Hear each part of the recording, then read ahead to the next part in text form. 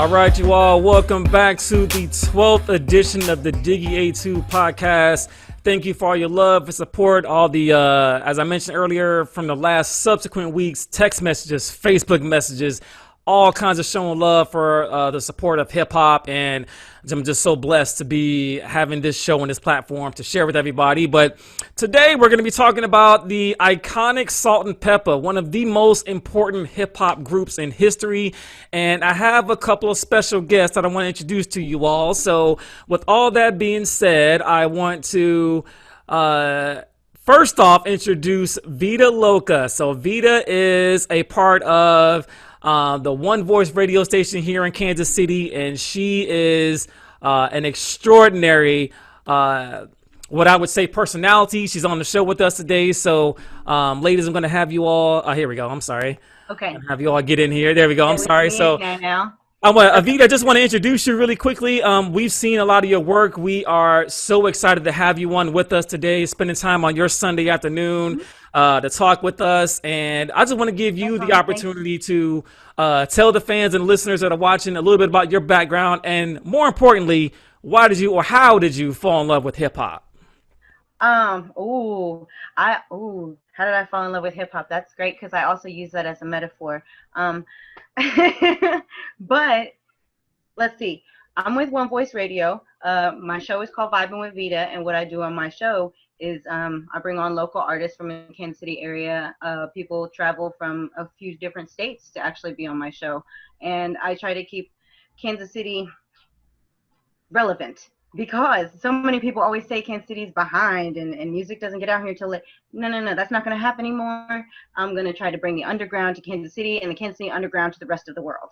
And that's because I have a lot of friends in the hip hop world here in Kansas City, and I believe that there's so much talent here. I see it all the time, and I believe in the music and spreading it. And I kind of got into it because of my friends, and I fell in love with hip hop because of my friends and the love and the connection that I found with them. And I have another little metaphor for that one, because there's somebody that fell in love with hip hop, but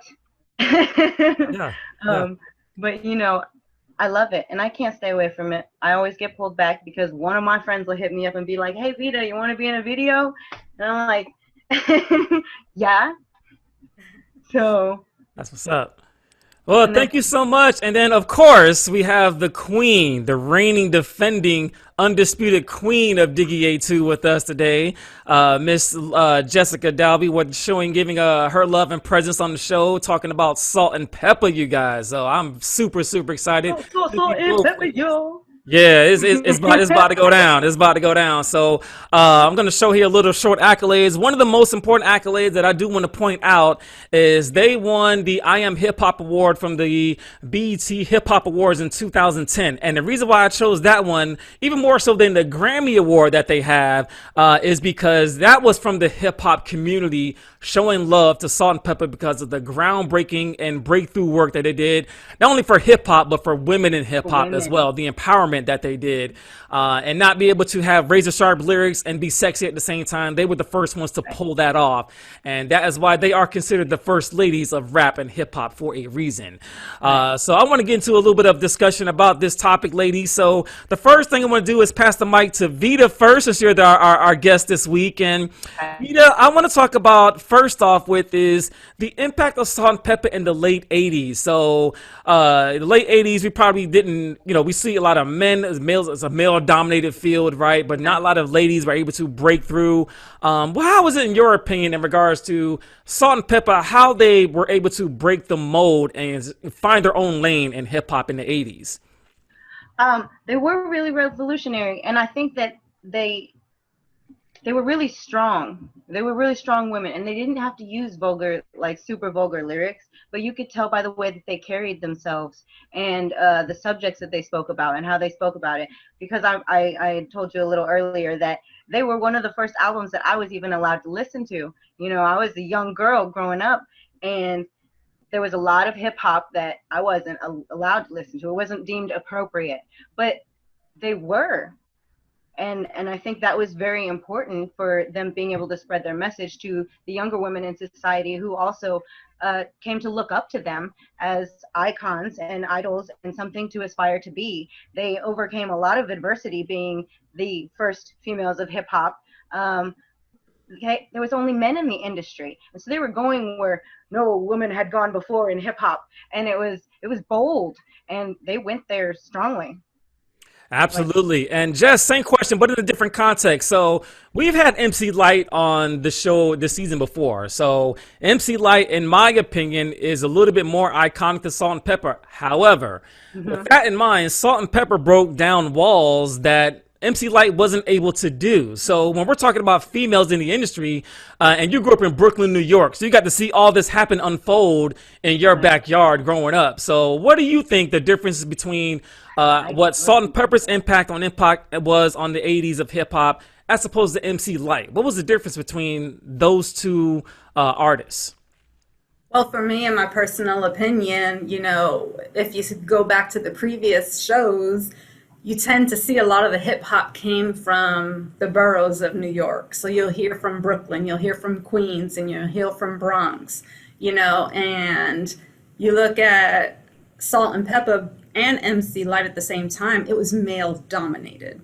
That's just the bottom line. But Salt-N-Pepa, they came out and they made sure to be known as, hey, this is mutually exclusive. We can be candid, we can be racy, but we can spit lyrics too. And you had a lot of feminists who were against that. You had a lot of feminists who felt that that was not right, that that was not good. So when they're coming out with, you know, push it real good, you know, you had feminists hating on that. But what you don't see is you had Salt-N-Pepa who paved that way for like Missy Elliott to come out, you know what I mean? Right. Going up to what we see today where, just an example, I mean, Cardi B out there, her lyrics are just as good and she's just as out there and racy. But Salt-N-Pepa did not care. They hit it, you know what I'm saying? Yeah. They hit hip hop in a male dominated world, just like MC Light, yet MC Light did it on a different spectrum. Yeah. Yeah, and one of the things that I'm going to mention about Salt-N-Pepa is it was you know, Cheryl and Sandra, or Sandy as she wanted to be called, right? They were working at Sears, right? Just, you know, working together at Sears. Decided met Herbie Lovebug, who was also responsible for Kid and Play, which we have another episode in a couple of weeks from now. You know, and you know, saw them. He was a music production engineer. Wanted to make a tape, and actually their first actual the Dougie Fresh. Yeah, so they had a song called The Showstopper, right? So The Showstopper was like the answer to the show, which was what Dougie Fresh and Slick Rick did. You know, they kind of like was, you know, hitting at them. And back then, like, in order to get noticed, you got to diss the dudes. You got to find your way, right? So they decided to go at Dougie Fresh and Slick Rick. And that's actually a pretty decent song, actually, to be honest. You know, if you go back and listen to it, you all, Showstopper is pretty dope. And that's what put them to the forefront. And that's what made Push It and then Tramp and all the other songs off of Hot, Cool, and Vicious, which is one of their first album, by the way, released in 1986. Platinum album, you guys. Platinum album out the gate. And then you go back and listen to their next album, which was Assault with a Deadly Pepper, which was released in 88, which was when they started to experiment a little bit more. So usually when you're trying to experiment, you get a lot of backlash from the industry, which is one of the reasons why their sales went down and went gold as opposed to platinum. But as I was telling you all earlier before we started taping, Salt-N-Pepa is one of those groups that reinvented themselves into the 90s. I cannot wait and see what you guys' opinion is on this, because when they came out with Black Magic, which was released in 1990, which is blurring the lines between, you know, the 80s and 90s, but Black Magic to me is a groundbreaking album because they were able to say, you know what, we have a voice now, we have a platform, we're going to empower not only ourselves, but other women as well. So I want to get your idea on this, Jessica, just really quickly. So when they talk about some of the messaging, they started going to the messaging and the anthems, you know, and during that time, which was much, much needed for women in hip hop. So what is your opinion with their messaging getting out. You know, they went from, you know, party music and all that stuff, which was still going to be known for, but now, you know, but hey, now I want you to take us serious. We have an actual message to get across. So what do you think about that in regards to their messaging as it got close to the 80s closing out? You know, they did that Impact 80s, but what people don't see or really even know is that they redid one of their very iconic songs and turned it into I've Got AIDS to bring to light what's going on, what's hitting the Black community, what's going on here now, you know. So they took that platform to another level. And the big thing is that their very first song that you mentioned, it actually came out on the same radio station that exists from when I was little growing up on 107.5. And they only played at that time hip hop in the evening.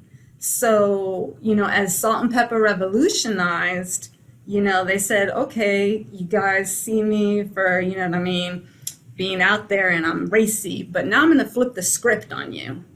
And when they flipped the script, it became even more popular because the Black community embraced them. And they were like, this is, you know, we got females now leading the path.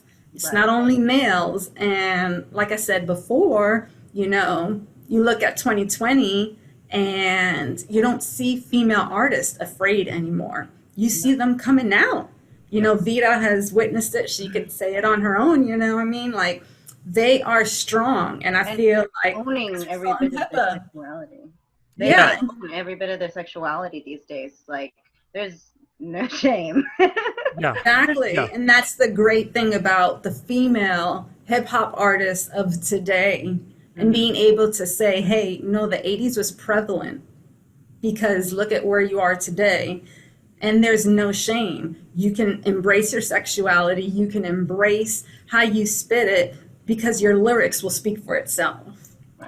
Yeah, and Vida, same question, but with a different twist. So if we're talking about Salt-N-Pepa and their impact in the late 80s, now they're going into the 90s. So you come from the music industry, whereas I don't. So where do you think that thought process was? Okay, you guys have a gold album, a platinum album, and then their second album went gold. So we're trying to figure out, okay, well, how do we get back to that platinum success? Black Magic went platinum, right? So many good songs off that album. I know what, like I mentioned, blurs the line between 89 and 90. I get that.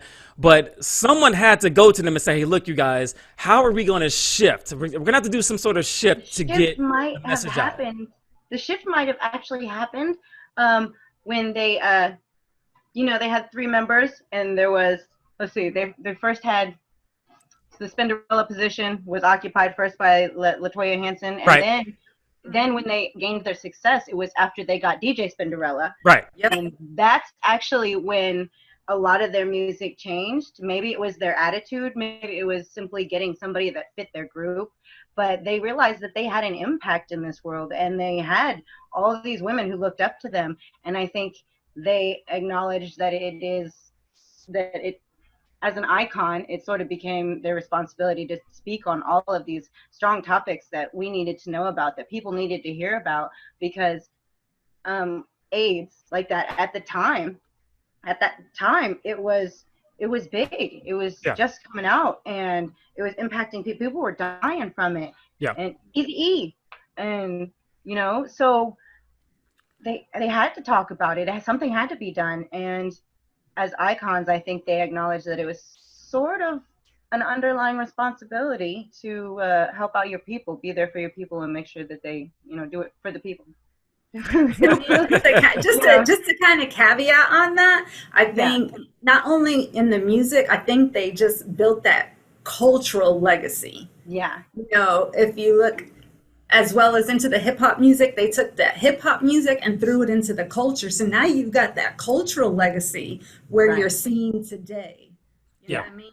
So that's how, you know, they took it and they hit it. And when I agree with Vida, you know, when they threw in DJ Spinderella, you know what I mean? It just popped. It like, it really did, I mean, and then they started reinventing. And although, you know, as you said, how they went from platinum to gold, and it hit for some reason, you know, outside the United States, they brought it back. And if you look today, it's just, to me, their cultural legacy is probably the biggest thing Yeah. that they put down for females. Oh, absolutely. And I agree with you both. And I admire Salt-N-Pepa a lot. And even before we even thought about the season, I was a fan before all this, right? So when I went back and started doing some of the notes and everything about the show today, like a lot of the stuff started to come back to me. Like, I remember watching this video and that video and this song and that song, because there's so much embedded in hip hop culture, you cannot leave them out, right? And I think, as I probably have already said this, but they're one of the few groups that have found success in the 80s and the 90s, and they have tremendous success in the 90s, more so than the 80s even, which is unheard of. Usually it's the other way around. You come out hot and then you kind of sizzle out, but they didn't do that. They got better as they progressed. So you barely really signed that, not only with a hip hop group, but with a female hip hop group of all that. So it's just amazing what they've done, transforming and paving the way for, as you mentioned, Jess, for Cardi B and for Missy Elliott and for Little Kim and all those other ladies that came after them, you know, being able to have razor sharp lyrics and be sexy at the same time. And I think that was way well articulated with what they did. But one of the things I also want to mention really fast, talking about Salt-N-Pepa, is the way that they have transform music, right? So they were able to do the messaging, as I mentioned, but they transform music as well too. So I'm gonna pass the mic over to Vida for this last little bit here. And Vida, when we're talking about transforming music, you have to reinvent yourself, right? So how did they go back to the lab and going from their first album to the second album? They were more, they were out there dancing and racing. And then the second album, they transformed a little bit. Actually, on the second album, if you guys go back and listen to Assault with the Deadly Pepper, they were sampling it. They had some rock bits in there. They had a little bit of go-go in there. They had a little bit of kind of a experimentation in the sound. So a lot of artists do that to kind of see what pops, and actually it didn't work for them on the second album. So they had a sophomore slump, which happens to a lot. So do you think they were, what was their thought process and going from the first album to the second album and then going into the future? It's like, I guess my question in essence is, where do you think that they wanted to find their vision, find their sound, find their voice from when they first started, going into the 90s, going into Black Magic, and going to Very Necessary after that? Well, I think in the first couple albums, they had to find themselves. Right. That's why they had to do the experimentation, and you got to fall a little bit before you can get back up again and realize what you did. I think they just had to be comfortable with themselves. In the beginning, they weren't really that comfortable. It kind of happened because they love it, right? And then, shit, this is one take. One take, right? One take. We doing this one take, right? I didn't love it. That is kind of a hard question for me because Assault with a Deadly Pepper, I didn't get to listen to that one a whole lot. Okay. I was really young for that one, so that wasn't one of those ones that I could go back and listen to and be like, yeah, I remember this song. But I would have to say that they just had to. They got comfortable with with who they were as artists. Yeah. And I think it happened a whole lot more simply than what you would think. Like, maybe it wasn't this complex thing. Maybe it just happened because they really felt comfortable with who they were after a little while. It took them some time. And having the sophomore slump is good. There's a fly in the garage. Having the sophomore slump is good because then there's nowhere else to go but up. Exactly. Absolutely. Perfect way to say it. You couldn't say it any better. Yeah, you fall down, you got to figure out how to get back up. So get back up. And absolutely. They realized their mistakes, and they just wanted to go out there and do it for the love, because really you got to love what you do in order to have fun with it. And when you have fun with it, that's what makes it pop. So no question. That's kind of all I have to say about that. No, you're good. You're good. Jess, same question. So when we're trying to talk about their their sound from Hot, Cool, and Vicious, which had Tramp, had Push It on it, had the Showstopper on it, and then they went to Assault with Deadly Pepper, which some of the singles were the Go-Go Sound, which was Shake Your Thing, and then one of my favorite songs is Get Up, Everybody Get Up. That's one of my favorite Salt-N-Pepa songs, because they was like, they were like some thugs in the video, right? They got like they kind of like a gang fight between the guys and the girls. It's just a dope video, right? I just love that video, but they didn't get a lot of commercial success. So they went back to the drawing board and came back out with Black Magic, which is an extraordinary hip hop album. I don't know how in the hell the Source didn't go back and give them 5 mics for that album, because it was extraordinary, groundbreaking. So were some of the topics that you guys were talking about, things that were going on in the community. So Jess, what do you think about that? Like, how do they able to pivot their sound going into the early 90s after their success with Assault with Deadly Pepper? Well, personally, with Salt-N-Pepa, they started with, hip hop, and just kind of like Vida said, you got to fall to get back up. And they started just looking at some things. And actually, if you go back, and if people went back and did their kind of their little education, they actually were the first crew to transition into the pop industry. Okay. So they went from the hip hop culture to going into now pop music, which was unheard of back then. Yeah. Everything was, if you're hip hop, you hip hop down. Hip hop and rap, and you know what I mean? But they went and they kind of transitioned and started wetting their feet, where they kind of made that little bridge into the pop. Yeah. Now they incorporated that pop music. So, that's kind of where you see the little bit of the leveling of the songs and of the CDs and things. So to me, I kind of think when they went that way and they went that route, they also kind of brought to knowledge, oh, wow, dang, pop music, we could do it like this. And then they kind of brought them back. So to me, I feel like Salt-N-Pepa kind of always kept it real. They kept genuine. They stayed authentic to who they were, but they also broadened the scope. They broadened it for females. They broadened it for embracing your sexuality, embracing your body, lyricism, and different genres of music, which is always what I say, music is like a universal language, And then they tied it up by saying, hey, we don't just talk about let's push it real good. Let me tell you about what's really going on down here and what I see every day, people struggling, the AIDS epidemic back then. And I couldn't think of a better way to wrap up Salt-N-Pepa with that note, but we got to start wrapping things up, ladies, right? So it's been a blast hanging out with the both of you, getting your perspectives on Salt-N-Pepa, one of my favorite hip hop groups. But we got to start wrapping things up. And as always, we pass it over to our guest first. So Vida, who are you shouting out for this week? Who are your shout outs going out to? I need to shout out everybody at One Voice Radio. We were there last night for the launch party. It was great. I knew going into the day, I felt like it was going to be good. I had real positive feelings. Lots of people showed up.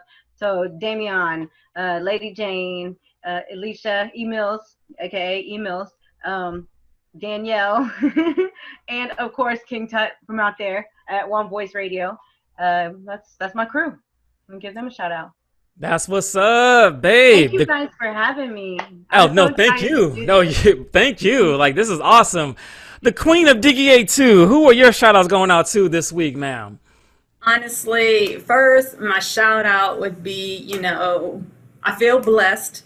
I feel blessed because just out of a mere connection with Damien via Facebook, and then it led to this. So I want to shout out One Voice Radio with the outstanding launch party, and it should have been demonstrated that is what unity really is, because it was outstanding. It's not what you see on TV all the time. I want to shout out One Voice Radio. I want to shout out Vida for being on the show, Lady Jane, Alicia. I want to shout out just all of them, King Tut, happy belated birthday. Everyone I had the pleasure of meeting at the One Voice Radio launch, to me, was a blessing in disguise. And I just look further and further into the future. And to me, this is just a beginning for me. That's what's up. And my shout outs this week is to Vida.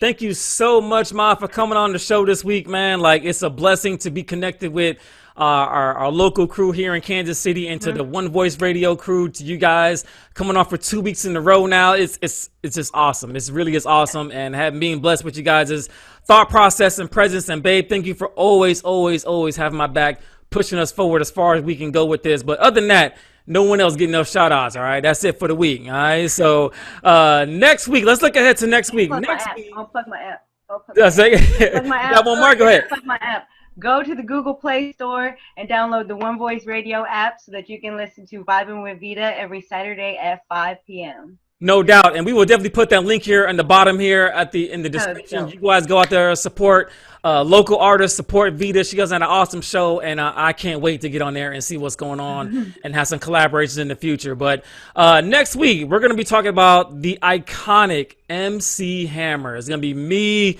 my brother, and my homeboy Jermaine here locally, man, the former mayor of the city of Leavenworth, going to be on board with us. So look out for that next week, you guys. But once again, shout out to you, ladies. Thank you for coming on board. Shout out to hip hop. We'll see you guys next week, all right? 100.